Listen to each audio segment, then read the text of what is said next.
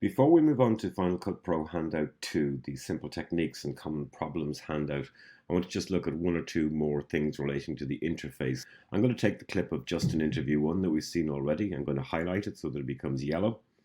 Let's mark an in point and an out point. You can see it there. And now I'm just going to do a straightforward overwrite edit so that it goes down onto the timeline where the scrubber bar is located. Once it appears on the timeline, you can see that once I make it active by clicking on it and making it highlighted in yellow, we then get the inspector information popping up here. If the film strip icon is in blue, then what you're seeing here is options to enable you to adjust the actual visuals. So for argument's sake, if we look at scale, we can make that much bigger, we can make it much smaller, etc., etc. So there's a variety of different options that are available to us here. If the little speaker icon is activated, it's sound effects, so we can clear up sound by removing noise, by reducing the loudness, by equalizing. So it's dependent on which of these icons is blue and active that enables you to do various functions relating to the inspector in terms of sound and visuals. However, the first thing I want to look at here is just sound. You can see when we play the clip that we get a little miniaturized soundbar bouncing up and down here so we can hear what Justin is saying. Click on this little soundbar. And now when we play, you can see we have a much larger interface down here. You can see it's bouncing at 20 decibels. The Final Cut Pro recommendation is that it should be between 20 and 6, ideally at 12. So there's a variety of ways of alternating the sound here, which we look at in the tutorial today. But just so you're clear, you can bring up the large audio display here by clicking on the smaller audio display here.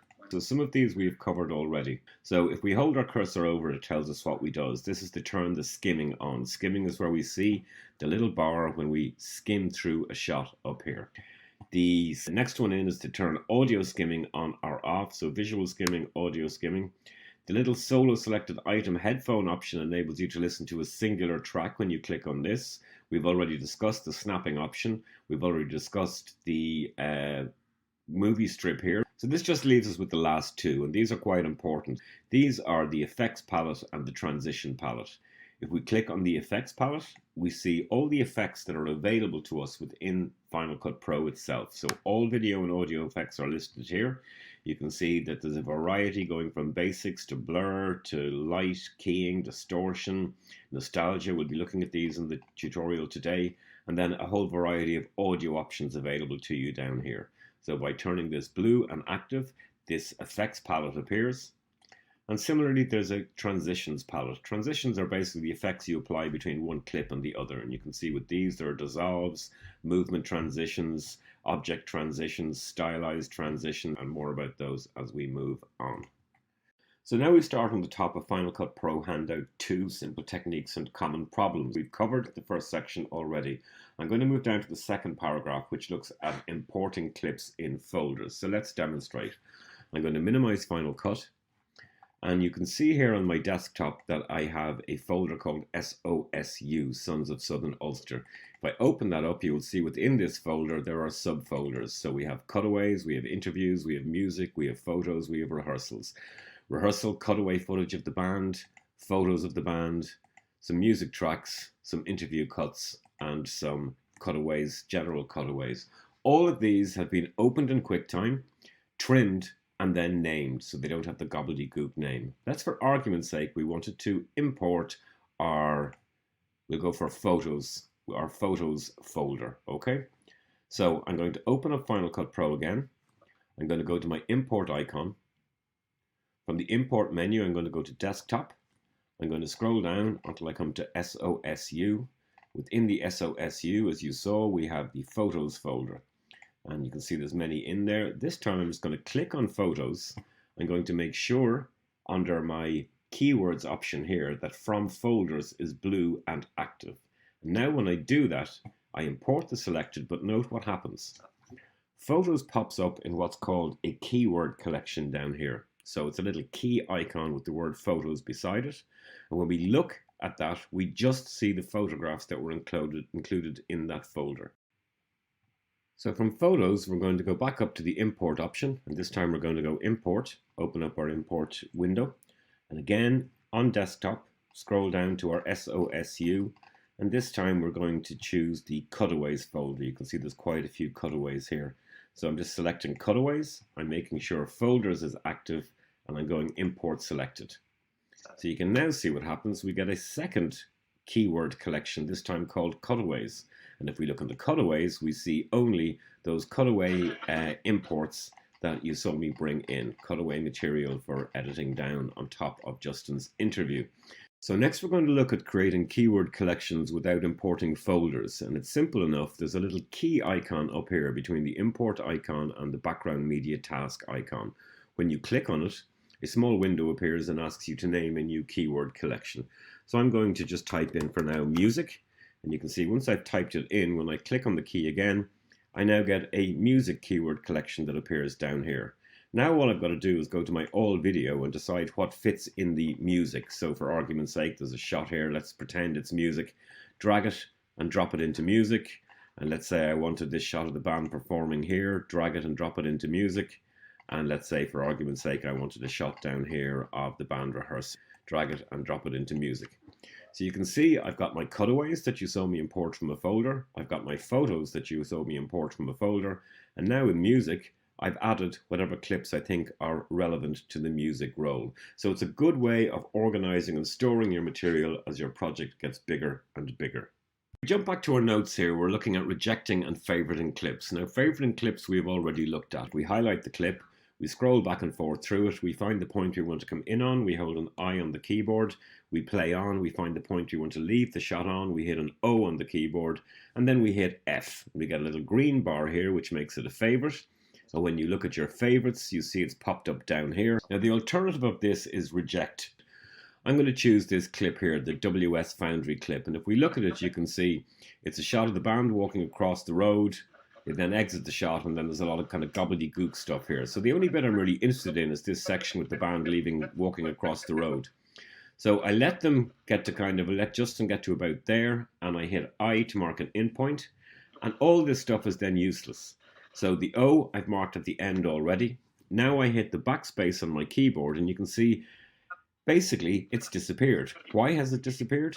Because hide rejected is on up here.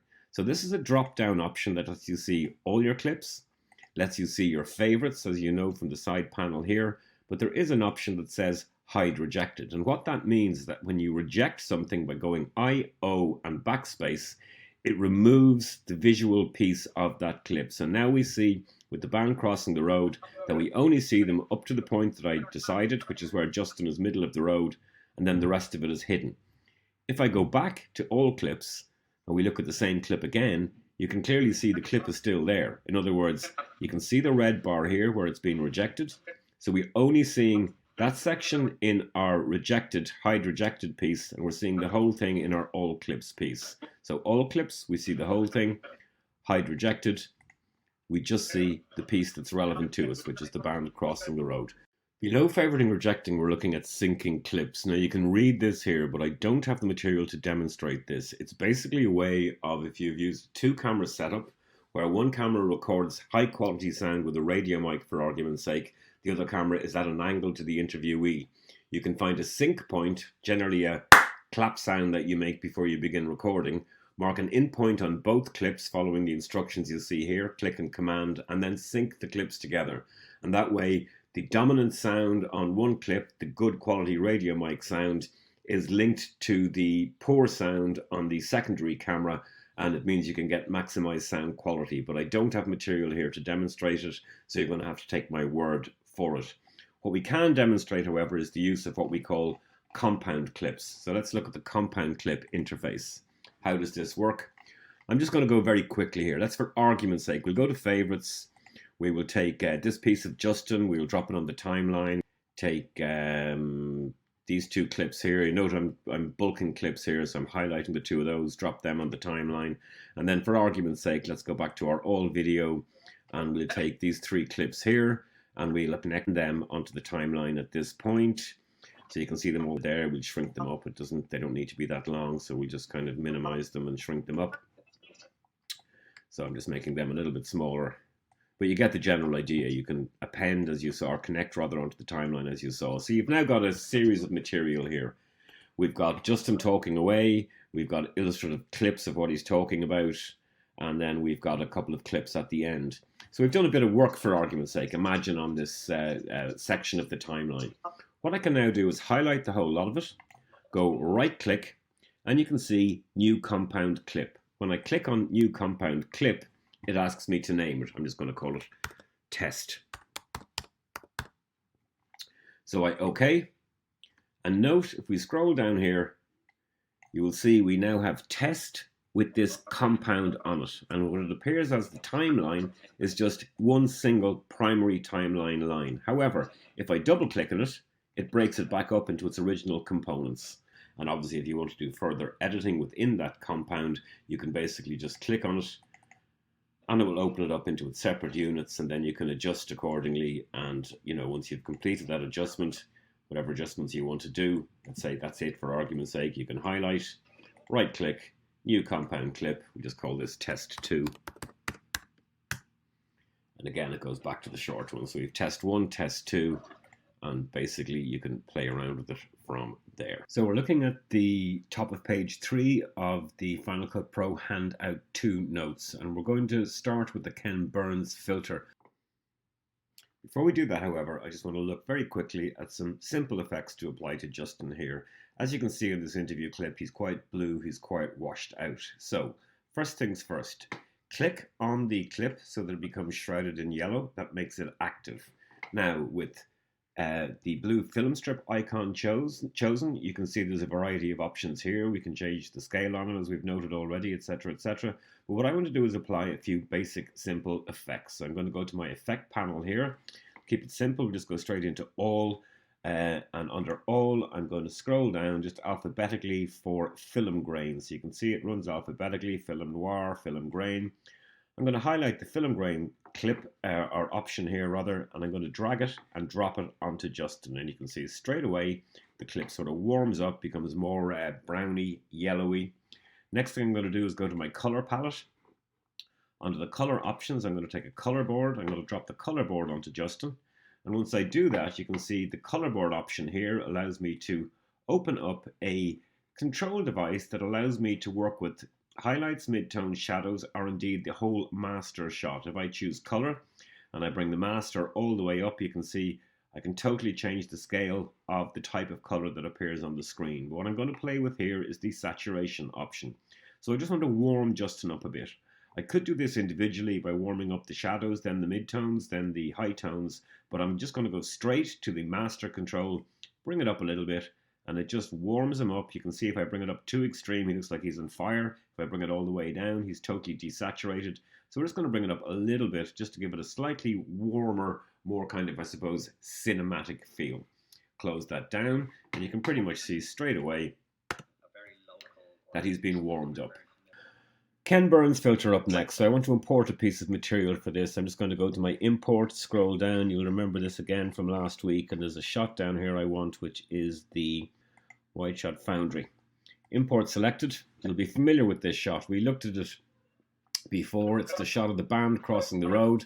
I said that after the point where Justin gets to the middle of the road, nothing really happens. The camera wanders off, swings around, doesn't really focus on anything, moves in and out, etc. But if we look at it, it's all very jarring, it's very kind of blurry, no real focus on it. I'm going to go up to the shot, highlight it so it becomes shrouded in yellow, and I'm just going to pick a good in point for the frame on the sign. That looks quite nice there. Mark an I, you can see my in point. Play it a couple of seconds, mark an O, that's the bit I've selected, and I'm going to append that to the timeline. I'm going to go down onto this, and I'm going to pick the frame I want by putting my scrubber bar over the middle of it. I'm going to highlight the shot, and this time I'm going to go up to Edit, drop down menu, Add Freeze Frame, and you will see you get approximately 5 seconds worth of freeze frame added. I don't want this piece. Highlight, backspace. This piece, highlight, backspace. What I'm going to do with the still frame here is I'm going to take about 1.5 seconds at the end, maybe a little bit less, and I'm going to highlight, go to my tool option here, select blade, and put a blade cut approximately there. I go back here, select, highlight this piece, and I bring it up and I append it pretty much to where Justin starts talking about short stories and scenes, somewhere around here. Let's listen. You sort of set a scene and then something happens, and that was very difficult. And I'm sure a better songwriter could probably. Now, I'm going to take that up as far as songwriters. I'm going to drag it on a bit. Why? It's a stationary shot. I've already made it. You can see when I put the trim button on here, you can see it's already 5 seconds and 3 frames, 5 second 4, 5 second 5. So 5 seconds is a little long for a cutaway stationary shot. And this is where Ken Burns comes into play. So what I'm going to do, bring my scrubber bar over the shot and highlight it. And we go up to this little drop down icon here with 3 options: transform, crop or distort. For Ken Burns, we're just looking at crop. I go into crop, and you can see at the bottom of the screen here, I get a little option called the Ken Burns option. When I click on this, I get a green start frame for my shot and a red end frame for my shot.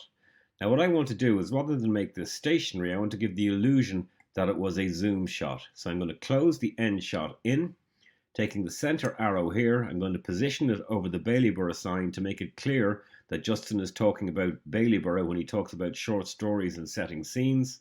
And once I'm happy with that, I click done. With that done, if we look at the play, you sort of set a scene and then something happens, and that was very difficult. And I'm sure a better songwriter could probably do that better than I could. Now what jars with me here is the fact that we're still moving when we cut back to Justin. So what I'm going to do now is go back to the original little piece that we left down the timeline here, bring it up and append it to the end. So now we get our still image at the end of it. If we play through, scene and then something happens, and that was very difficult. And I'm sure a better songwriter could probably do that better than I could. Okay, subtle but noticeable. Extra couple of frames. Do that better than I could. The next obvious thing we note is that the colour tone on Justin is radically different to the colour tone on our Baileyborough sign shot. So again, I can go down onto Justin, highlight, Command C to copy, highlight this clip, and go Edit, Paste Attributes, and choose which attribute I want to paste. So I'm basically going to, I have a couple of variations here. I'm just going to remove those and those. And the only things I want to paste are the blue clips. So whatever is blue will be pasted. I paste that onto the Baileyborough sign. You can now see it's taken on a similar tone to the Justin shot. And I need to do the same on this one. So I highlight and I basically edit, paste attributes, choose the attributes I want to paste, and it's just the first 2, color correction and film grain, is all I'm pasting. Paste them onto that shot. Remember, it has to be highlighted in yellow for it to work, and now you can see this shot is taken on the same tone. So with a couple of steps, we've managed to basically give an element of animation that wasn't there. Songwriter could probably do that better than I could. Next, we're going to look at keying. Now, with keying, it's simply a question of going into our effects palette and selecting the keying option. But to key, we need something to key with. So again, I'm going to import a shot here that I downloaded, some free shot off the internet. It's on my desktop and it's called Green Screen Sample. So it's just anime or cartoon microphones against a green screen. I'm going to import this. You will see it pop up here. I'm going to highlight it and you can see it's just literally green screen like so. To key, all I need to do is find something with the relevant green screen, or indeed shoot somebody against a green screen. I'm going to take a small section of this just to give you the idea of what happens. That's the section I want. I'm going to append it over Justin at this point here. So, or rather connect it, I should say. Connect that onto the Justin shot. And just to demonstrate, at this section here, what are we looking at on our screen? We're looking at a load of microphones. However, if I highlight this shot, go to my keyer, take the keyer, and drop the keyer onto the shot, the green background becomes transparent, and we can now see our Baileyborough sign behind it. Let's move this right up to just cover this section of Justin here. And move it down for a bit of fun, just to cover this section of Justin here. Now, all we've got to do is highlight that shot, go into the transform button that we've already looked at, and basically using our blue dots here, we can shrink those microphones up. Sorry, let me hit the blue dot. Shrink those microphones up and position them wherever we want. So we can have loads of little animated microphones underneath Justin. Not the best example in the world, I know, but just to demonstrate how easy it is to operate to make with them a little green bit screen. like short stories.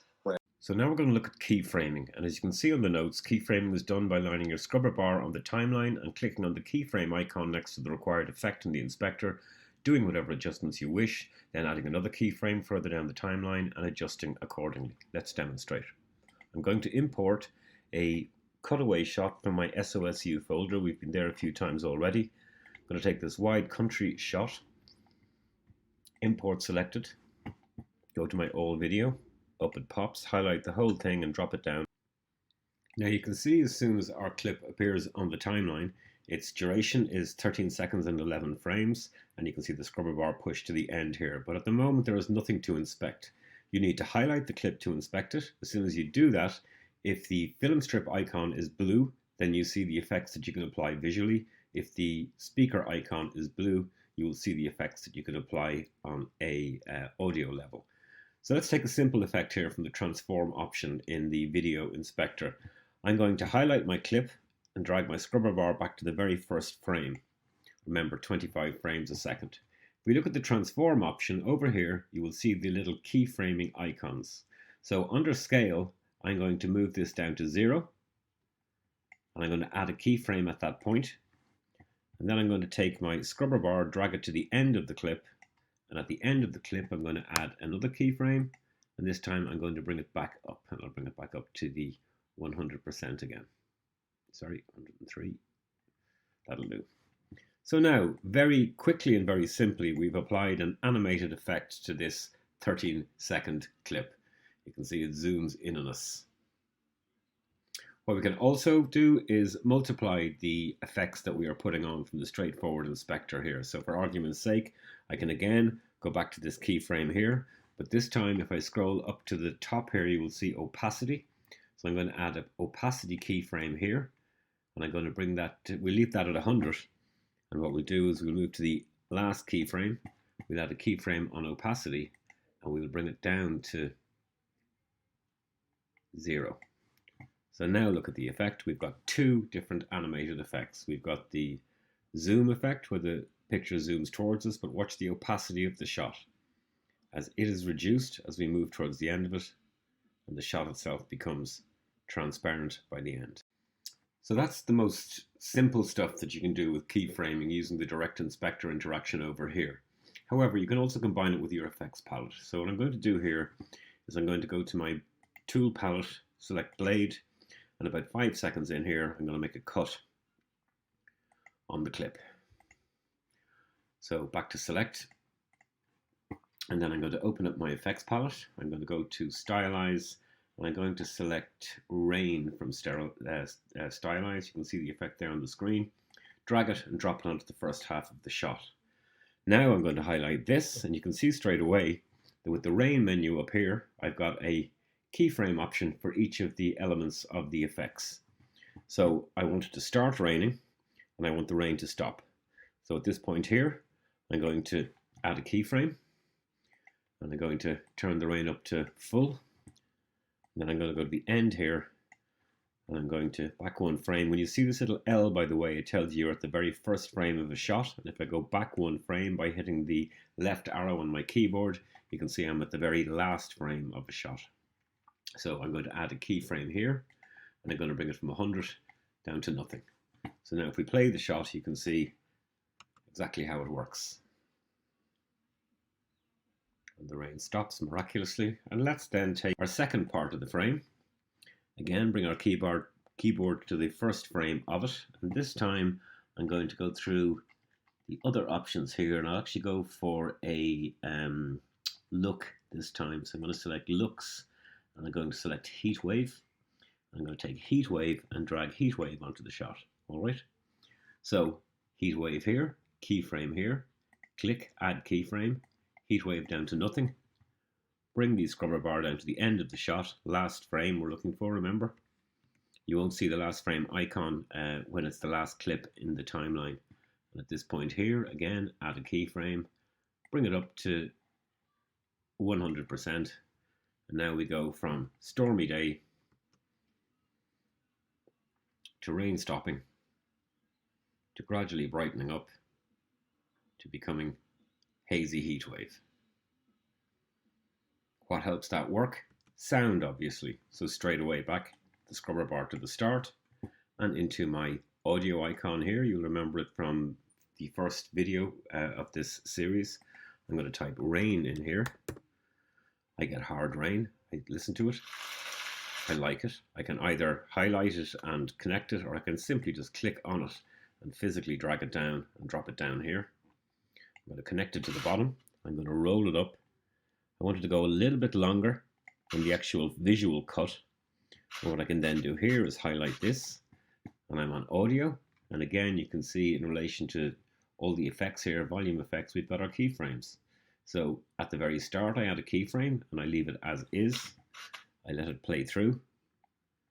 And around the end here, sorry, the end frame here, I add a keyframe and I bring it down to nothing. So we listen, we play.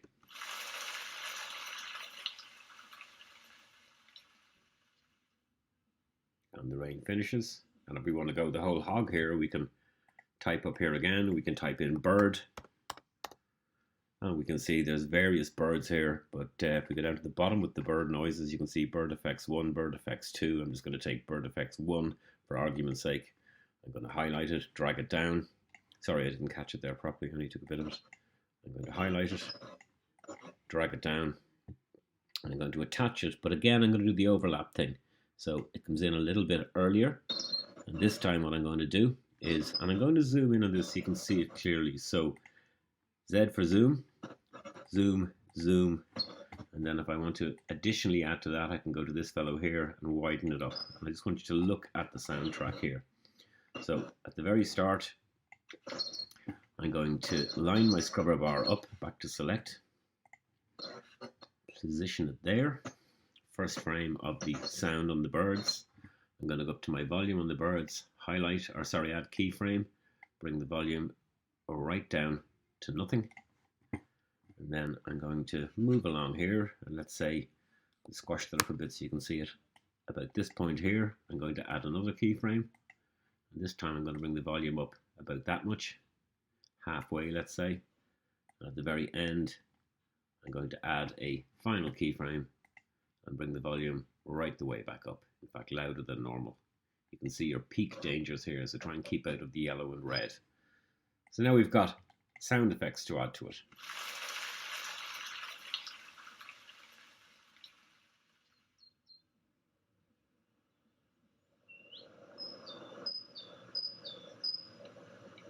And out. You get the general idea. All of these effects can be applied in combination with the keyframing options that you get on your side panel of your inspector over here. So next on your notes is the range option. Range, if you'll remember from a previous video, is the little range selection tool here, or on your keyboard. This is very handy. I'm going to select range selection here. I'm going to go into my bird clip song. I'm going to click and I'm going to drag. So you can see I'm selecting a specific range of the bird song here.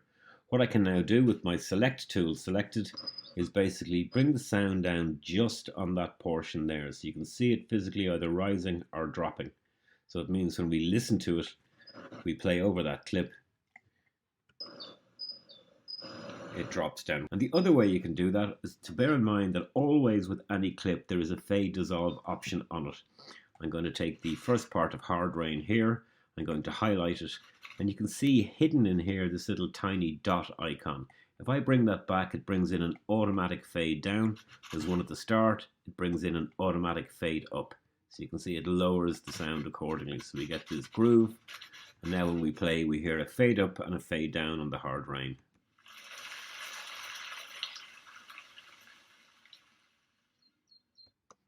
Now I'm going to clear the decks here and we're going to look at retiming. So the retiming option, I'm going to import a clip to work with to show you what it can do. We're just going to look at the kind of basic simple functions here. So I'm going to take this clip, wide shot walk, I'm going to import it, go back to my all video, and you can see there it is, wide shot walk. Highlight it to make it yellow and drop it onto your timeline. I'm then going to go Shift to Z to scrunch it up, and we're looking at approximately 1 minute and 10 seconds, nearly 11 seconds.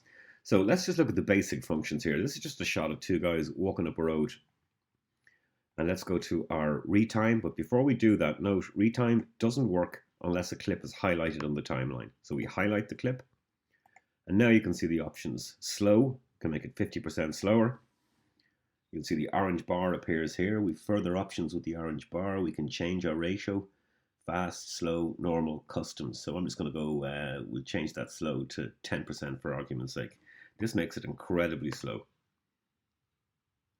So you can see they're barely moving up the road.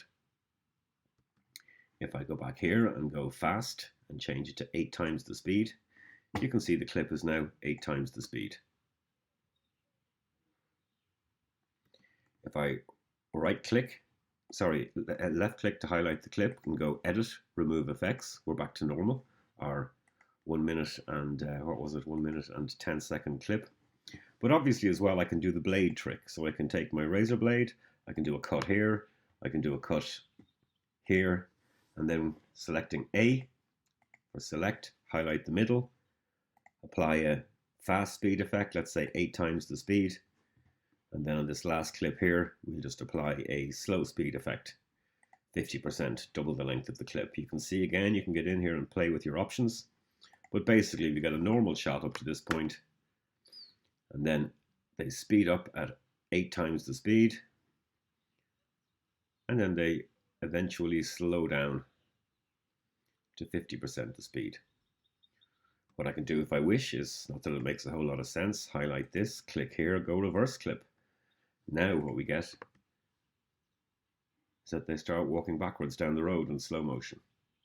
So look, there's plenty of options here in retiming. It's generally used just for a bit of fun, generally used for kind of special effects style stuff, but it's a straightforward enough menu to work with, and you can read more about it under the help option here should you so desire.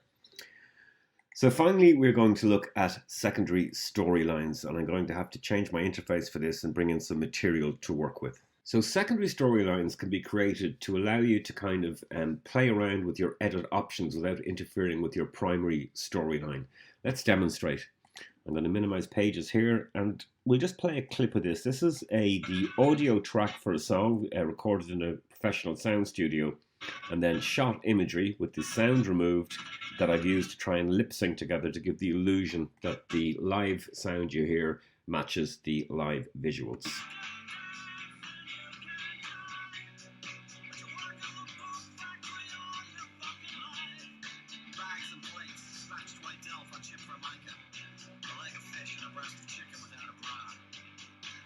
So you get the idea. Now, let's say I want to play with this a bit because I'm not sure about my edit. I'm going to highlight 1, 2, 3, 4, 5 clips here. And I'm going to go Command C to copy. I'm going to bring my scrubber bar to the start here. And I'm going to go Alt Paste. That pastes the 5 clips above.